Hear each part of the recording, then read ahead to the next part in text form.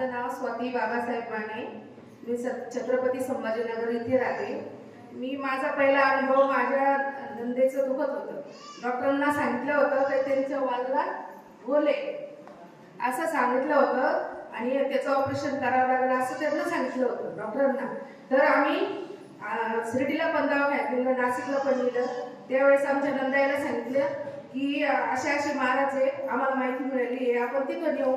तर ते नंदाई बोलले की काही महाराज वगैरे कोणी नसतं, काही नसतं, कशावर पण भरोसा ठेवायचा नसतो. ते असे बोलल्यानंतर मग आम्ही थोडं थांबून घेतलं. नंतर त्यांनाच काय सद्बुद्धी आली, त्यांना आम्हाला फोन केला की तुम्ही तिथं घेऊन जा. त्यावेळेस त्यांना आम्हाला बिना सांगता नाशिकवरून बसून दिलं. तर डायरेक्ट फोन केला का तिला मी बसून दिलेले, तुम्ही डायरेक्ट घेऊन जा. तर माझे मिस्टर ड्युटीला गेलेले होते, मी एकटीच घरी होते, सासू-सासरे होते. ते म्हटले का तिचं इतकं दुखतं, तू कसं काय घेऊन जाऊ शकते तिला. तर मी खूप हिंमत बांधली, म्हणलं मी घेऊन जाऊ शकते. तर मी त्यांना घेऊन म्हणजे मी तिथं बस स्टँडला आले, त्या गाडीतून उतरल्या लगेच खाली बसल्या. तर माझे खूप हातपाय गळून गेले. मी म्हटले आता गाडीतून उतरले बरोबरच बसल्या, मग यांना कसं न्यायचं. तरी पण मी महाराजांचं नाव घेतलं आणि रस्त्याला लागले आणि पुढं थोडं चाललं की त्या लगेच बसून घ्यायच्या.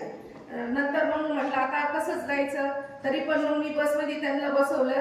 कंडक्टरला म्हटलं का आम्हाला एक सीट पूर्ण द्या, आमचं पेशंट आहे, मला अशा अशा ठिकाणी जायचंय. तर मग त्यांना एक सीट दिला आम्हाला. मी त्यांना झोपून इथं घेऊन आले, येरमाळ्यात उतरलो आणि तिथं पण त्या गाडीच्या खाली उतरल्यानंतर बसल्या. तर मला तिथं पण कसं तरी व्हायला लागलं.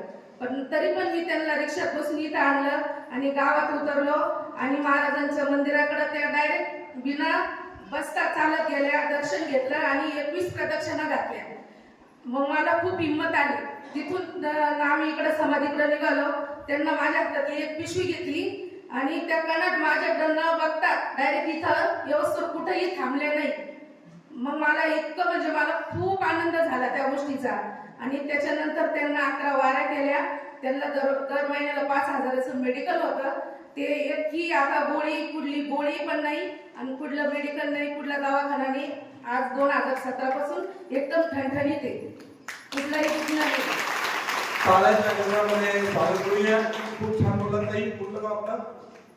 आमचं गाव शिर्डी, नपावाडी, तालुका राहता, जिल्हा अहमदनगर. आम्ही संभाजीनगरला. बर, नपावाडी तालुका शिर्डी जिल्हा राहता येथून आलेले आहेत. त्यांनी अनुभव सांगितलं तुम्हाला स्पष्टपणे कळाला असेल, सगळ्यांना कळाला काय किती हिंमत त्या माता माऊलीमध्ये आहे. तिनं बिचारे जे कोणी नातेवाईक होते ननंदबाईला इथपर्यंत घेऊन आल्या आणि आता ते सांगतायत की माझी ननंद ओके आहे, तिला काहीच नाही.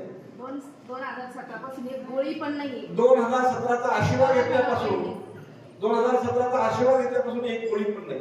बाबांनो, लोक असं म्हणतात की असं कुठं होत असतं का? नाही, कुठंच होत नाही, होतच नाही. खरंच आहे. आमचा स्वतःचा पण खूप अनुभव. विश्वास बसत नाही. असा कुठं महाराज असतो का की इथं आलेला असं होईल असं लोक म्हणतात. इथे येण्याच्या अगोदर ज्यावेळी स्वतः डोळ्यांनी पाहतो, आपण ऐकतो, त्याच वेळी विश्वास बसतो.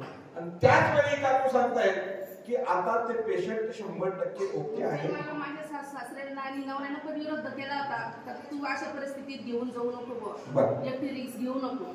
अगदी तो पेशंट 100% ओके आहे. बुद्धी बंद पडते.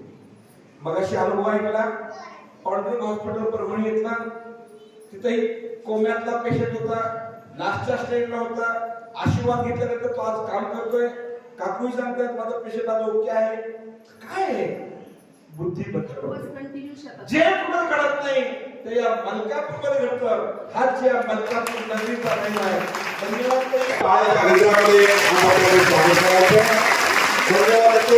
आशीर्वाद देतो. आज दुसरा